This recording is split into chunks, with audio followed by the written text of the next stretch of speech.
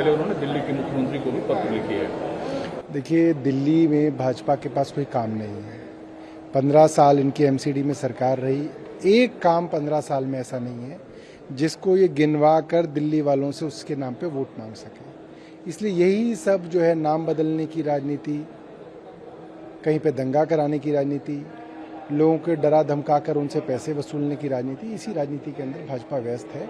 और दिल्ली के लोग जो हैं, पढ़े लिखे लोग हैं, वो सब समझते हैं कि ये सिर्फ और सिर्फ एमसीडी चुनावों को टालकर अब एमसीडी की तैयारी कर रहे हैं। Sir, as a leader, as a youth, जो सुप्रीम कोर्ट का निर्देश आया है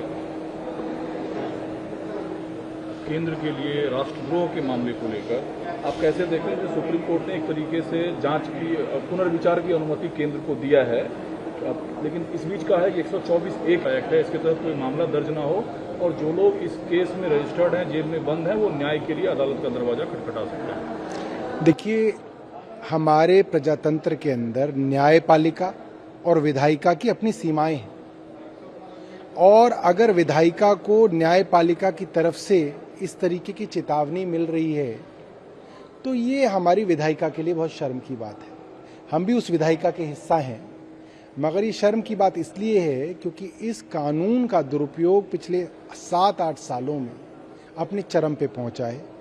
अपने राजनीतिक विरोधियों के खिलाफ देशद्रोह का मुकदमा करना भाजपा की राज्य सरकारों में फैशन बन गया है। हमारे राज्यसभा के सांसद संजय सिंह के ऊपर एक दिन में 13 मुकदमे योगी जी ने दर्ज कराए।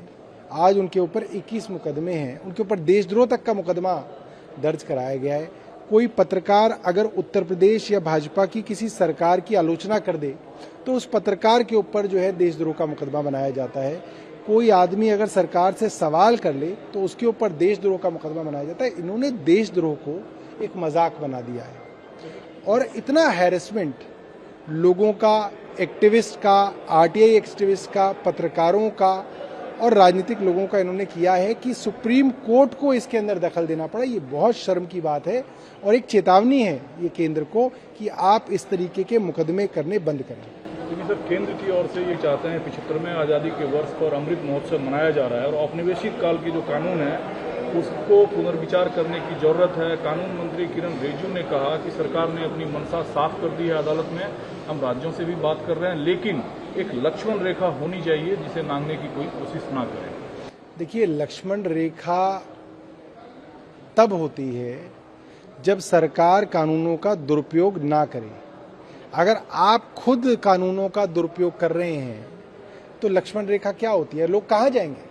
जिसके ऊपर आप गलत तरीके से हैरेसमेंट कर रहे हैं वो लोग कहाँ जाएंगे? न्यायालय जाएंगे ना। और जब आपको कानून बदलने होते हैं तो आप ना किसी राज्य से पूछते हैं, ना आप किसी से सलाह करते हैं, आप रातों रात जो है ऑर्डिनेंस ला के कानून बदल देते हैं।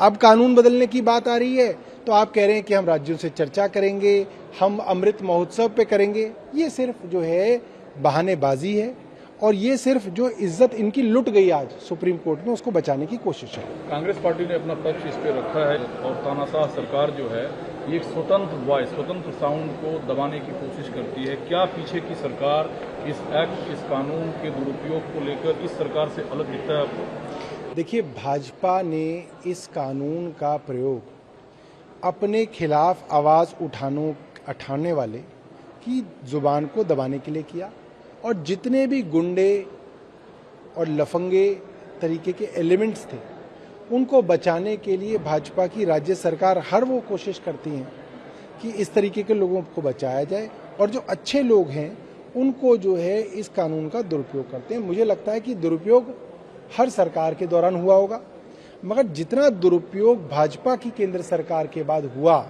और भाजपा की राज्य सरकारों द्वारा किया गया आज तक, ये तो इतिहास है, ये तो मैटर ऑफ फैक्ट है, इतना दुरुपयोग पहले नहीं हुआ। दूसरा सर, जो दिल्ली